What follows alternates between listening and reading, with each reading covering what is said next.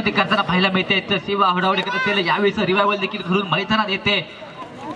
एक कोपऱ्यात उर्मिला असेल, एक कोपऱ्यात सेवा असेल, पाहावं लागेल कशा प्रकारचा यावेळेस सुरेख टॅकल म्हणावा लागेल उर्मिलाच्या माध्यमातून.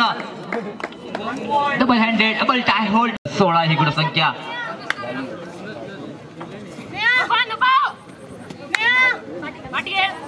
निश्चितपणे पाहावं लागेल कशा प्रकारचा खेळ होतोय. 25 विरुद्ध 16 ही गुणसंख्या. निश्चितपणे जकडून ठेवलं जातंय अजय नार्वेकरला त्या मॅच मध्ये.